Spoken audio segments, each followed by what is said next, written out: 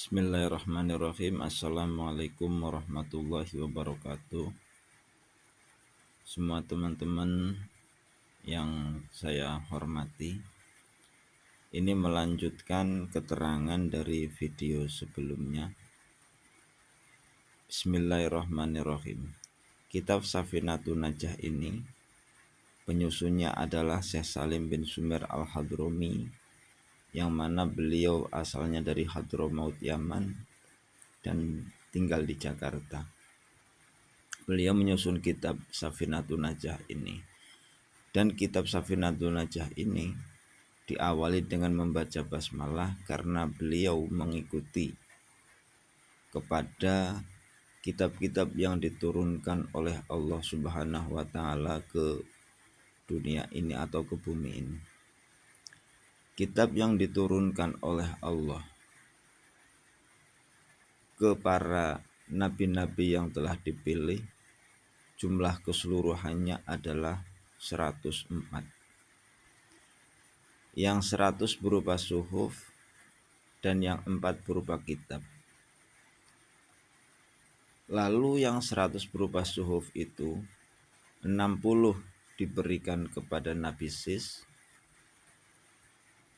30 diberikan kepada Nabi Ibrahim, dan yang 10 diberikan kepada Nabi Musa sebelum kitab Taurat. Lalu kemudian Zabur, Injil, Taurat, dan Al-Quran. Jumlahnya adalah 104. Dan kitab 104 itu semuanya diawali dengan lafaz Bismillahirrahmanirrahim. Itu alasan Mbah Musonif penyusun kitab Safinatun Najah ini mengawali kitabnya dengan membaca basmalah, karena mengikuti kitab-kitabnya Allah yang diturunkan ke bumi ini. Alasan kedua kenapa Syekh Salim bin Sumer Al-Hadrami mengawali kitabnya dengan membaca basmalah adalah karena sabda Rasulullah Shallallahu Alaihi Wasallam, kullu amrin dibalin la yubtada'u fihi bi bismillahirrahmanirrahim fahuwa aqta, wakila ajdam, wakila abtar. Segala sesuatu yang mempunyai nilai baik, jika tidak diawali dengan membaca basmalah, maka hukumnya adalah aqta, atau bisa dikatakan kurang barokah. Maka dari itu, apapun yang kita kerjakan, baik itu pekerjaan sehari-hari seperti makan, minum, ke sawah, ke ladang, berkendara, dan lain sebagainya, maka berusahalah untuk diawali dengan membaca basmalah agar kita mendapatkan keberkahan dari apa yang kita kerjakan. Asalkan pekerjaan kita itu tidak dihukumi haram atau tidak dihukumi makruh atau tidak asor, maka sangat dianjurkan untuk membaca basmalah agar kita bisa mendapatkan keberkahan dari apa yang kita kerjakan. Nah, lafaz Bismillahirrahmanirrahim ini mempunyai kelebihan yang sangat luar biasa.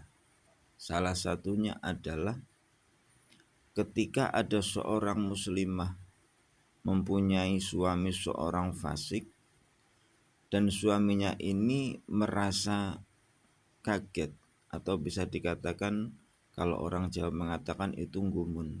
Kenapa istri saya selalu membaca basmalah? Mau melakukan apapun selalu membaca basmalah. Akhirnya seorang laki-laki, suaminya itu penasaran, lalu kemudian dia mengambil sekantong uang milik istrinya lalu dibuang ke sumur. Setelah itu dia kembali kepada istrinya, pura-pura bertanya. Ya, pertanyaannya kurang lebihnya begini. Dek, di mana kantong uang kamu? Saya mau meminjam. Lalu kemudian sang istri itu masuk ke kamar dan mengambil kantung berisi uang itu yang tadinya sudah dibuang oleh suaminya. Sebelum mengambil, wanita tersebut mengucapkan lafaz Bismillahirrahmanirrahim.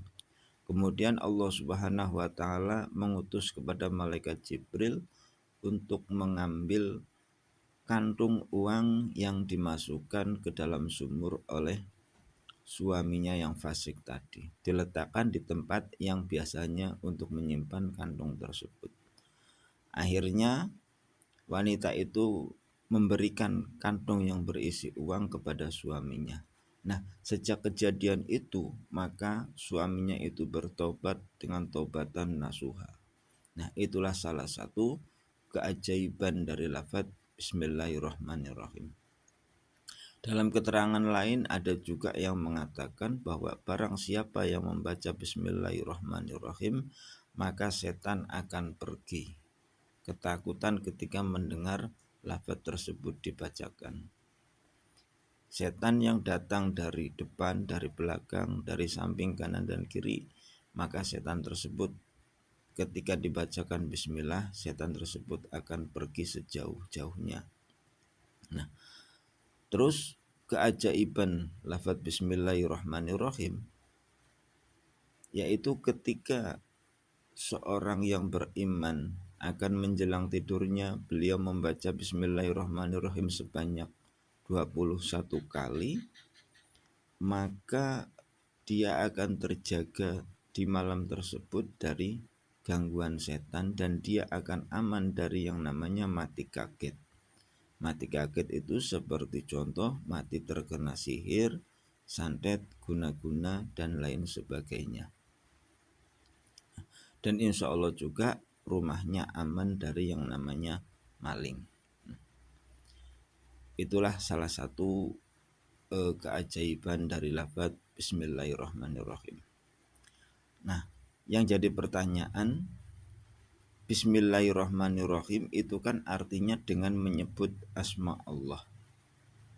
Dengan menyebut asma Allah.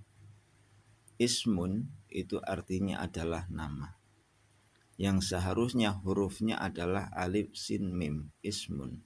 Tapi kenapa dalam lafaz Bismillahirrahmanirrahim alifnya dibuang? Yang seharusnya kan biismillah, tapi kenapa alifnya itu dibuang? Ternyata alif itu sendiri adalah salah satu huruf hijaiyah yang tegak lurus. Nah, Allah Subhanahu wa taala itu tidak menyukai terhadap kesombongan karena alif itu mempunyai ciri-ciri tegak lurus seperti yang sombong, maka dalam lafaz bismillah alif itu dibuang. Yang tadinya bismillah menjadi bismillahirrahmanirrahim. Itu alasan kenapa bukan bismillah tapi bismillah, alifnya dibuang karena alif itu menunjukkan kesombongan. Maka dari itu sebaiknya kita itu tidak boleh sombong, jangan sombong, karena sedikit kesombongan yang ada dalam benak kita itu mengakibatkan kurang baik.